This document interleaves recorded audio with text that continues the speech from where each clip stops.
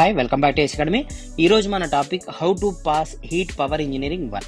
So ఇది కంప్లీట్గా mechanical subject C20 series సంబంధించి మనం ఈరోజు అయితే డిస్కస్ చేద్దాము. ఇంపార్టెంట్ టాపిక్స్ వెయిటేజ్ ప్రకారంగా తీసుకొని దట్టు ఒక ప్రీవియస్ ఇయర్ క్వశ్చన్ పేపర్ తీసుకొని దాన్ని కూడా మనం సాల్వ్ కాదు అనాలిసిస్ చేసేకైతే కనుక చూద్దాం ఒకసారి ఏ టైప్ ఆఫ్ క్వశ్చన్స్ అడుగుతున్నాడు అనేది. ఓకేనా, సరే ఫస్ట్ మనం సిలబస్ కాపీ తీసుకుంటే టోటల్గా 5 యూనిట్స్ అయితే ఉన్నాయి. ఫస్ట్ ఏంటి combustion of fuel, internal combustion engine, performance of IC engines, air compressor, gas turbine and jet propulsion. So దాని యొక్క వెయిటేజ్ కూడా అయితే మనకి ఇవ్వడం జరిగింది. So weightage plus easy understanding base పైన మనం ప్రియారిటీ ఇచ్చుకుందాం ఏది ఫస్ట్ చదవాలనేది. సో మీరు ఫస్ట్ కంబషన్ ఆఫ్ ఫ్యూయల్ అనేది యూనిట్ ఫస్ట్ చదవండి, ఐసీ ఇంజన్స్ తర్వాత performance of IC engines third unit కింద చదవండి, తర్వాత గ్యాస్ టర్బైన్స్ అంటే మనం ఈ 3 యూనిట్స్ తోనే పాస్ అయిపోతాం, ఇక్కడికే పాస్ అవుతాం ఫస్ట్. తర్వాత స్కోర్ కోసం కావాలన్నప్పుడు ఫోర్త్ టాపిక్ కింద గ్యాస్ టర్బైన్స్ అంటే జెట్ ప్రొపల్షన్, 5th కింద ఎయిర్ కంప్రెసర్స్ అయితే చదవండి. ఓకేనా, ఈ ప్యాటర్న్ లో ప్రిపేర్ చేసుకోండి. సరే ఇంపార్టెంట్ క్వశ్చన్ చూద్దాం ఒకసారి. ఆల్రెడీ నేను టిక్ మార్క్ అయితే పెట్టాను, సో మీరు కావాలనుకుంటే స్క్రీన్ షాట్ తీసుకోవచ్చు. ఇంకా ఒకసారి అయితే మనం డిస్కస్ చేద్దాం. కంబషన్ ఆఫ్ ఫ్యూయల్స్ తీసుకుంటే ఇక్కడ మనకు ఫస్ట్ ఆఫ్ ఆల్ ఫ్యూయల్ అంటే ఏంది ఇంపార్టెంట్, తర్వాత క్లాసిఫికేషన్ ఆఫ్ ఫ్యూయల్స్ ఇంపార్టెంట్, తర్వాత ఫ్యూయల్ యొక్క ఎక్స్ట్రాక్షన్ ఇంపార్టెంట్, తర్వాత దీని యొక్క క్వాలిటీని మనం కెలరిఫిక్ వాల్యూతో మెజర్ చేస్తాము. సో కెలరిఫిక్ వాల్యూలో హయ్యర్ కెలరిఫిక్ వాల్యూ ఒకటి, లోయర్ కెలరిఫిక్ వాల్యూ ఒకటి వస్తుంది. ఇవి ఎలా కనుక్కుంటామంటే బాబ్ కెలరీమీటర్, జంకర్స్ కెలరీమీటర్.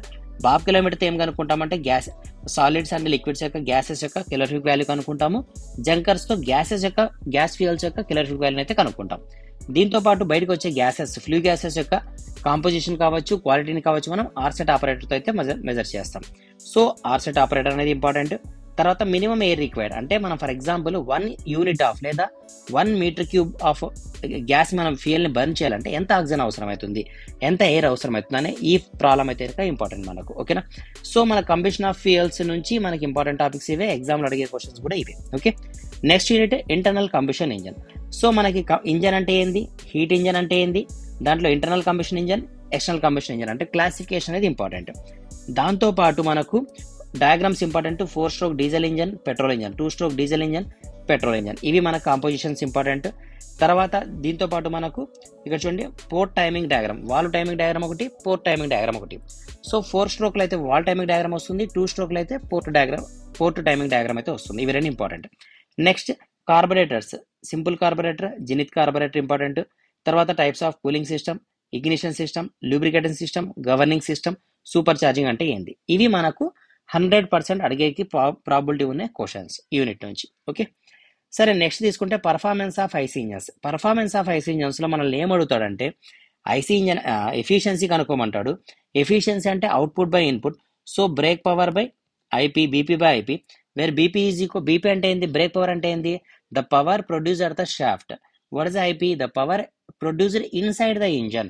సో ఇది ఇన్పుట్ కింద అనుకోవచ్చు, ఇది అవుట్పుట్ కింద అనుకోవచ్చు, దీని ఎఫిషియన్సీ అంటాం. సో ఎఫిషియన్సీ అడగచ్చు, బీపీ అడగచ్చు, ఐపీ అడగచ్చు, దీని మధ్యలోనే రిలేషన్ అడగచ్చు. మిస్ అయిందా క్వశ్చన్ హీట్ బ్యాలెన్స్ షీట్ గురించి అడుగుతాడు. ఓకే, సో ఈ టర్మ్స్ అయితే కనుక నేర్చుకోండి. అదేవిధంగా పారామీటర్స్ ఆఫ్ ఐసీ ఇంజన్స్ కూడా అయితే చదువుకోండి, ఇంపార్టెంట్ అది కూడా క్వశ్చన్. ఇంకా మనం 4th యూనిట్ని అయితే ఆప్షన్స్లో వదిలేసినాం కదా, సో దీని ఆప్షన్లో వదిలేసేయండి. లేదు సార్ మనం పాస్ అయిపోతాము, స్కోర్ కోసం కావాలనుకునే వాళ్ళైతే కనుక line diagram of single stage compressor, multi stage compressor ఒకటి important. Single stage, multi stage, minimum work అనేది కూడా ఇక్కడ కూడా మనకి ఇంపార్టెంట్ ఈ టాపిక్ లో కూడా. ఓకేనా, టైప్స్ ఆఫ్ కంప్రెసర్స్ లో మనకి రోటరీ కంప్రెసర్స్ వస్తాయి, రెసిప్రొకేటింగ్ కంప్రెసర్స్ వస్తాయి. So types of reciprocating, types of rotary, ఇవి రెండు కూడా ఇంపార్టెంట్. ఓకేనా, సరే next unit gas turbine and jet propulsion. ఈ టాపిక్ లో మనం చదువుకోవాల్సినది గ్యాస్ టర్బైన్ అంటే ఏంది, ప్రపల్షన్ అంటే ఏంది, ఇవి రెండు ఫస్ట్ చదువుకోవాలి. Difference between the gas turbine and IC engine, state the advantages and limitations of gas turbine అనేది ఇంపార్టెంట్.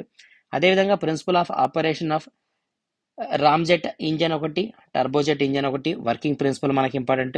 తర్వాత working of rocket engine with line sketch, అదేవిధంగా జెట్ ప్రొపల్షన్, ఇవి మనకు అడిగే థియరీ టాపిక్. ఇది కంప్లీట్ గా థియరీ టాపిక్ కాబట్టి so మనకి స్కోర్ కోసం కావచ్చు లేదా ఫెయిల్ అయ్యే ఛాన్సెస్ దగ్గర అంటే ఎగ్జామ్ లో మనం రాయలేక ఫెయిల్ అయ్యే ఆ ప్రాబిలిటీ ఉన్నప్పుడు కూడా ఈ క్వశ్చన్స్ మనం చదువుకోవడం వల్ల మనం పాస్ అయ్యే ఛాన్సెస్ ఉంటాయి. ఎందుకంటే థియరీ పార్ట్ కదా, జస్ట్ మీరు డయాగ్రామ్ నేర్చుకుంటే చాలు, మనం డైరెక్ట్ గా మీరు జనరల్ గా ఓన్ గా రాసినా కూడా మనకి ఇక్కడ నుంచి పాస్ మార్క్ అయితే వచ్చేస్తుంది. క్లియర్ గా అర్థమైంది కదా, ఇది మనం చదువుకోవాల్సిన ఇంపార్టెంట్ టాపిక్స్. సరే ఒక ప్రీవియస్ ఇయర్ క్వశ్చన్ పేపర్ అయితే చూద్దాం. 23కి సంబంధించింది C20 సిరీస్ వాళ్ళకి, heat power engineering 1. So short answer question లో తీసుకుంటే list out the constitute of exhaust gases when the liquid fuel is burned. So constitutes అంటే కనుక దాంట్లో ఉండే మలినాలు, ఆ కాంపోజిషన్స్, దేంతో మనం కనుక్కుంటాం, ఆర్ సెట్ ఆపరేటర్ అనుకున్నాం కదా మనం ఇంతకుముందు. సో దాని గురించి అయితే రాయమన్నాడు. తర్వాత కెలోరిఫిక్ వాల్యూ ఖచ్చితంగా అడుగుతాడు మనకి ఎగ్జామ్లో క్వశ్చన్. తర్వాత distinguish between the ultimate analysis and proximate analysis, fuel కంబషన్లో వస్తుంది మీకు.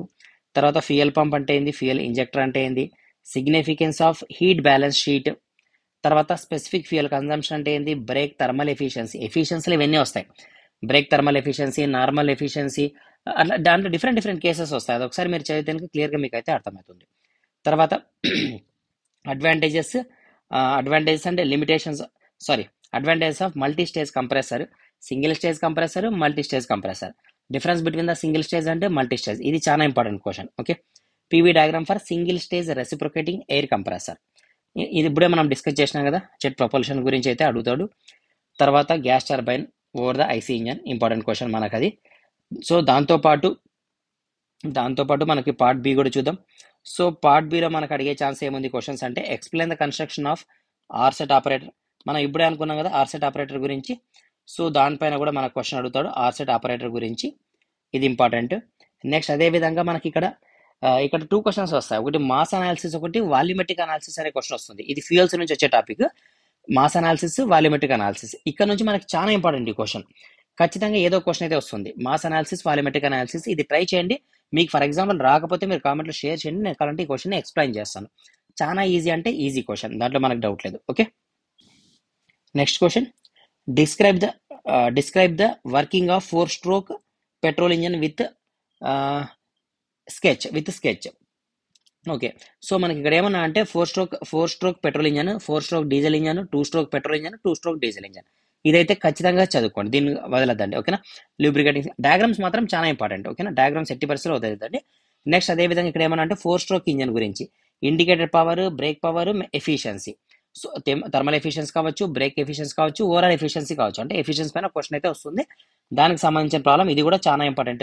ఎలాగైతే mass analysis, volumetric analysis important ఫ్యూయల్స్లో, ఇక్కడ కూడా ఎఫిషియన్సీ సంబంధించిన ప్రాబ్లం చాలా అంటే చాలా ఇంపార్టెంట్. ఓకేనా, తర్వాత అదే విధంగా మనకి ఇక్కడ ఇంకో ప్రాబ్లం ఇచ్చినాడు, థర్మల్ ఎఫిషియన్సీ పైన అడియాబాటిక్ ఇండెక్స్. సో ఈ ప్రాబ్లం మనం చేయాలంటే ఖచ్చితంగా మీకు ఫార్ములా గుర్తుండాలా. ఆ ఫార్ములా మనం థర్మల్ ఇంజనీరింగ్లో నేర్చుకుంటాం. ఏ ఫార్ములా అది, P1 V1 by T1 is equal to P2 V2 by T2. ఈ ఫార్ములా దేనికి, so constant pressure, constant volume, constant టెంపరేచర్కి. అదే అడియాబాటిక్ పాలిట్రోపిక్కి హోల్ పవర్ గామా వస్తుంది కదా, ఈ ఫార్ములా ఇంపార్టెంట్. ఈ ఫార్ములా పైన మీకు ప్రాబ్లమ్స్ అర్థమైతేనే ఈ ప్రాబ్లం మీరు చేయగలరు, కాబట్టి దీన్ని బాగా అర్థం చేసుకొని ఈ ప్రాబ్లం అయితే చేయండి. ఓకే, సరే నెక్స్ట్ క్వశ్చన్, మీరు ఈ క్వశ్చన్ చేయాలన్నా కూడా ఖచ్చితంగా ఆ ఫార్ములా అయితే మీకు అవసరం అవుతుంది. క్వశ్చన్ ఏమంటే కనుక మినిమం వర్క్ రిక్వైర్డ్ కంప్రెసర్లో మనకి మినిమం వర్క్ రిక్వైర్డ్ అనేది అడుగుతాడు. ఇంపార్టెంట్, మీకు ఇంతకుముందు చెప్పిన ఫార్ములా మీరు నేర్చుకోవాలి ఖచ్చితంగా. ఓకేనా, టైప్స్ ఆఫ్ కంప్రెసర్లో మనకి యాక్సిల్ ఫ్లో కంప్రెసర్ గురించి అడిగినాడు, కాన్స్టాంట్ ప్రెజర్ గ్యాస్ టర్బైన్ గురించి అడిగినాడు, తర్వాత వర్కింగ్ ఆఫ్ టర్బోజెట్ ఇంజన్ గురించి అయితే అడిగినాడు. So next, write the necessity of cooling system in IC engine. IC ఇంజన్లో కూలింగ్ సిస్టమ్ అవసరం ఉందా లేదా, ఉంటే దాని గురించి చెప్పండి. Explain the different methods of cooling system in IC engine with sketch, ఇది మన క్వశ్చన్. సో క్వశ్చన్ పేపర్ చూడండి ఎంత ఈజీగా ఉంది కదా, చాలా సింపుల్గా అంటే సింపుల్గా ఉంది. కాబట్టి సో మనం చేసింది ఏమంటే కనుక ఖచ్చితంగా డయాగ్రామ్స్ ఇంపార్టెంట్ ఈ టాపిక్లో. HP1 మీరు పాస్ కావాలంటే డయాగ్రామ్స్ మాత్రం మోస్ట్ ఇంపార్టెంట్, ఫస్ట్ పార్ట్. తర్వాత ఫ్యూయల్స్లో మాస్ అనాలిసిస్ పైన ఒకటి, తర్వాత ఒక టేబుల్తో ఒక ఫార్ములా వస్తుంది, మాస్ అనాలిసిస్ ఒకటి, వాల్యూమెట్రిక్ అనాలిసిస్. ఈ ప్రాబ్లం చేయాలంటే ఈ టేబుల్ అయితే మీరు నేర్చుకోవాలి ఇక్కడ. తర్వాత ఎఫిషియన్సీలో mechanical efficiency, thermal efficiency, brake thermal efficiency, overall efficiency. ఇవి ఎఫిషియన్సీలో మనకి అవుట్పుట్ బై ఇన్పుట్. అవుట్పుట్ అంటే ఎవరు, బ్రేక్ పవర్. ఇన్పుట్ అంటే ఎవరు, ఐపీ. సో బీపీకి సంబంధించిన ఫార్ములా, ఐపీకి సంబంధించిన ఫార్ములా. జస్ట్ ఈ 2 ప్రాబ్లమ్స్ వస్తే ఇంకేం రిమైనింగ్ అంతా థియరీ పార్టే. కాబట్టి మనం HP1 పాస్ కావడం చాలా అంటే చాలా ఈజీ. కానీ మీరు ఇది పాస్ కావాలంటే ఖచ్చితంగా మీరు థర్మల్ ఇంజనీరింగ్ 1 అయితే మీకు ఐడియా ఉండాలా. వన్స్ థర్మల్ ఇంజనీరింగ్ 1 మీకు ఐడియా ఉంటేనే ఈ సబ్జెక్ట్ HP1 అనేది క్లియర్గా ఉంటుంది. కాబట్టి సో మీకు థర్మల్ ఇంజనీరింగ్ 1 పైన కమాండ్ లేకపోయినా, పోనీ HP1 పైన మీకు క్లారిటీ లేకపోయినా, నేను ఏవైతే చెప్పినానో ఇంపార్టెంట్ టాపిక్స్ అవి ఖచ్చితంగా చదువుకోండి. దానిపైన ఉన్న ప్రాబ్లమ్స్ అయితే నేను ప్రీవియస్ వీడియోస్లో అప్లోడ్ చేసిన క్లాసెస్ అన్ని అవి ఒకసారి వినండి, మీకు ఖచ్చితంగా పాస్ అయిపోతారు, దాంట్లో డౌట్ లేదు. ఓకే, క్లియర్ కదా. సో ఏదైతే మనం ప్యాటర్న్ డిస్కస్ చేసుకున్నామో ఇంపార్టెంట్ క్వశ్చన్స్ ఫస్ట్ ప్రియారిటీ కింద ఏం చదువుకోవాలా అవే చదువుకోండి, అలాగే చదువుకోండి. 100కి 200% పాస్ అయిపోతారు, no doubt. Okay, thank you.